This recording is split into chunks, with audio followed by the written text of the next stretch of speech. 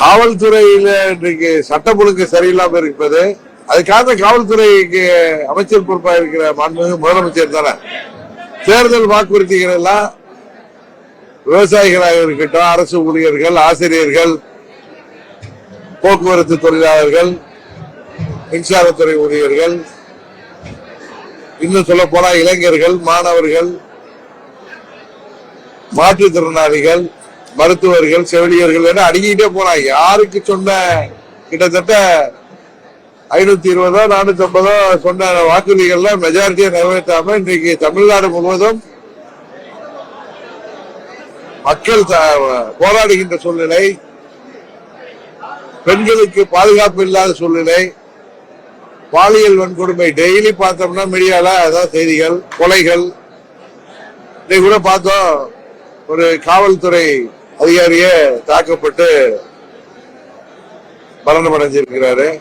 இன்னொரு காவல்துறை விசாரணைக்கு அழைத்து சென்றவங்க கொல்லப்படுகிறார்கள். இந்த சட்டவிரோத செயல்களை தடுத்து நிறுத்துகிற அரசு அதிகாரிகள் தாக்கப்படுகிறார்கள், கொல்லப்படுகிறார்கள்.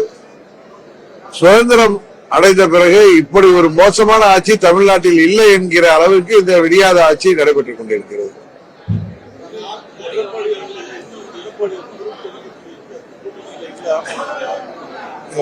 தேசிய ஜனநாயக கூட்டணி தான் இந்த மக்கள் விரோத திமுக ஆட்சியை வீழ்த்தக்கூடிய கூட்டணி.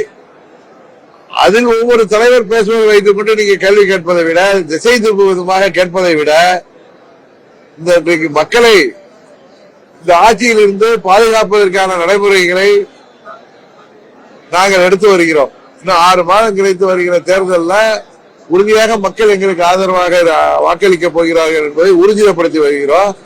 அதை விட்டு தேவையில்லாத கேள்விகளை தினமும் கேட்க வேணாம்னு நான் நினைக்கிறேன். விஜய் கூட்டணிக்கு நிறைய பேர் அழைக்கிறாரு. ஆனா நான் தான் செய்தா வேட்பாளரை முதல்வர் வேட்பாளர் இருக்கிறான். ஆனா கூட்டணிக்கு நாங்க எல்லாத்தையும் அழைக்கிறோம் அப்படின்னு நாங்க சொல்றாரு. திமுக வீழ்த்தடிக்கணும்னு சொல்றாரு. நீங்க கூட்டணிக்கு அவங்க கூட வர வாய்ப்பு இருக்கா? நீங்க அவங்க கூட சேர வாய்ப்பு இருக்கா? உங்க யூகங்களுக்கு எல்லாம் நான் ஜோசியத்திலாம் பதில் சொல்ல முடியாது. இன்னும் ஒரு 6 மாதம் பாருங்க. அந்த டிசம்பர் ஜனவரியில எல்லா கூட்டணிகளும் ஒரு இறுதி கட்ட நிலை வந்து உறுதியாக மக்கள் யாருக்கு வாக்களிக்க வேண்டும் என்கிற நிலையை எட்டுகின்ற அளவிற்கு சிறப்பாக தமிழ்நாட்டில் வர 26 சட்டமன்ற பொறுத்தவரை நடக்கும். செய்திகளை உடனுக்குடன் தெரிந்து கொள்ள கீழ்கண்ட கேபிள் மற்றும் டிடிஎச் நெட்வொர்க்குகளில் எம்நாடு செய்தி தொலைக்காட்சியை காணுங்கள். பாதகம் செய்பவரை கண்டால் நாம் பயம் கொள்ளலாகாது பாப்பா. மோதி மிதித்து விடு பாப்பா, அவர் முகத்தில் உமிழ்ந்து விடு பாப்பா. அண்மை செய்திகளை உடனுக்குடன் தெரிந்து கொள்ள இணைந்திருங்கள் எம்நாடு தொலைக்காட்சியுடன்.